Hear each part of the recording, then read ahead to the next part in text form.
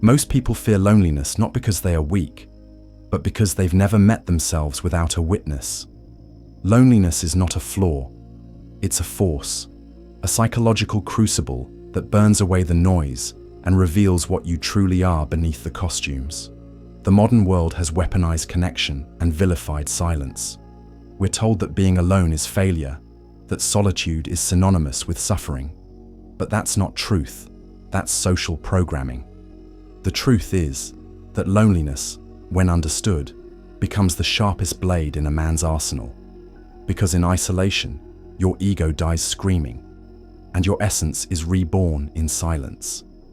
Most people will never know who they are because they're addicted to mirrors, reflections in others, praise, attention, comparison. They live in a feedback loop of validation.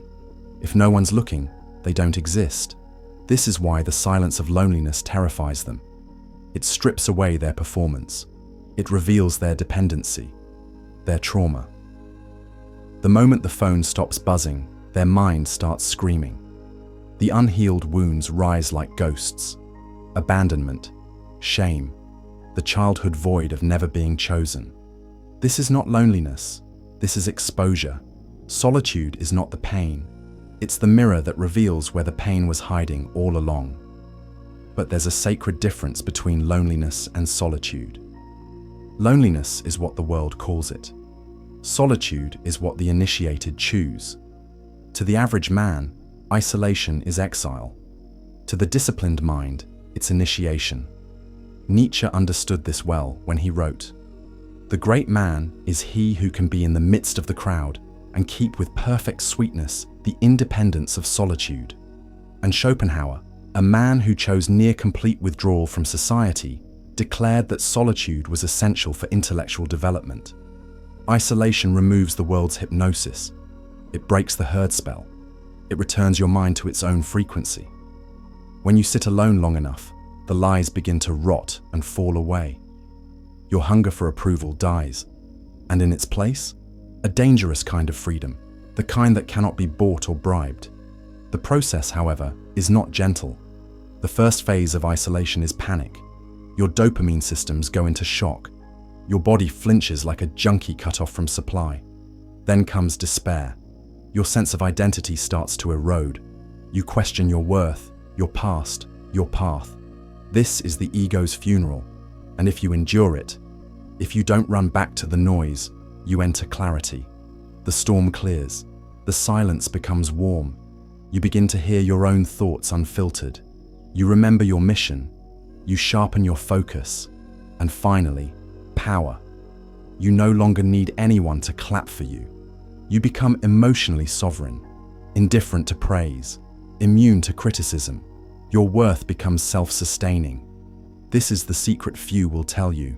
Loneliness is not a punishment. It is the path. It is the dark night before the spiritual dawn. It is the cocoon before the wings. It is the cave where Moses received law, where Buddha found peace, where Musashi became a legend.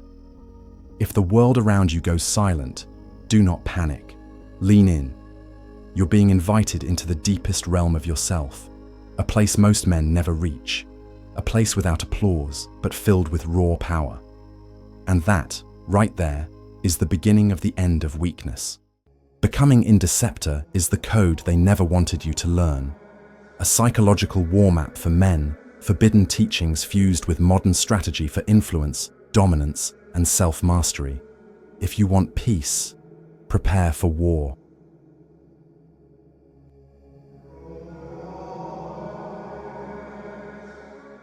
Becoming the phantom. Isolation as a strategic weapon. When the strong man embraces isolation, he doesn't crumble. He becomes a phantom, a force unseen but felt. His absence creates tension. His silence echoes louder than the average man's shouting. This is no longer accidental loneliness. This is tactical invisibility. The world trains men to be accessible, predictable, soft. But the men who control empires don't move like that. They're hidden in plain sight. They retreat from the crowd, not because they're scared of it, but because they've outgrown the noise. Marcus Aurelius found power in stillness. Machiavelli wrote from exile. Caesar returned from retreat with vengeance in his eyes. When a man disappears with purpose, the world starts whispering his name. That's the paradox. Vanish, and they'll feel you more than ever. In today's culture, men are suffering from what I call presence addiction. They're constantly online, constantly visible, constantly reacting. But all this availability destroys value. When you're always there, you become wallpaper, invisible through overexposure. Real power demands controlled scarcity, not arrogance, precision. If everyone can reach you, then anyone can drain you. The wise man moves like a luxury brand, not because he's better than others, but because he understands perception. Every moment of absence is an investment in mystique. Every unanswered message is a signal that you don't dance for attention. Robert Greene wasn't lying. Absence increases respect. Silence sharpens desire. And distance builds power. Solitude also breeds what the world fears most: weaponized focus. When a man is left alone, truly alone, he either breaks or builds. He either runs from himself or rises from himself. In solitude, you stop reacting and start designing. No gossip, no cheap dopamine, no feminine chaos to distract you from your North Star. This is where strategy is born, where vision expands, where war plans are drawn.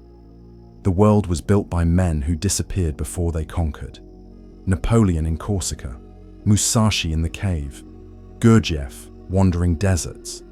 The grind was silent. The return, violent. That's the pattern. And it's available to anyone disciplined enough to walk away for a while. But the most dangerous benefit of isolation is emotional immunity.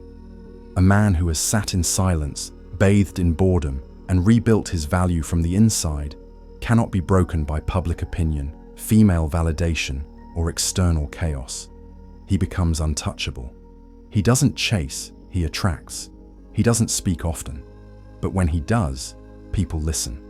He's not cold, he's calibrated. That's why the phantom mindset is feared by the average.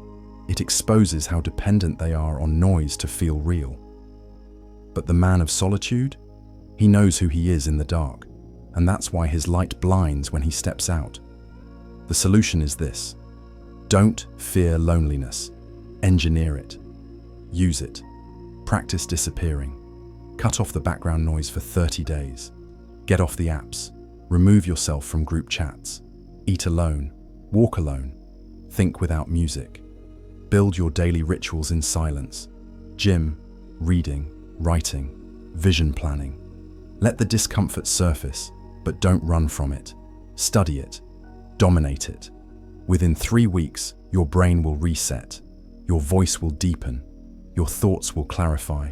Your standards will rise. And most importantly, your presence will become rare again. Not rare as in absent, but rare as in valuable. Men are not sharpened in the spotlight. They're forged in the shadows. So step into the silence and come back unrecognizable. Thus remember, we are Indecepta. Welcome to the Indecepta archive, where the undeceived rise. No ads, no distractions, just pure, uninterrupted power. As a crusader of the archive, you gain infinite access to every video, every truth, every strategy, without censorship, delay, or interruption. New drops daily, delivered to you before the world sees them. Raw, unfiltered, elite. Indeceptions.com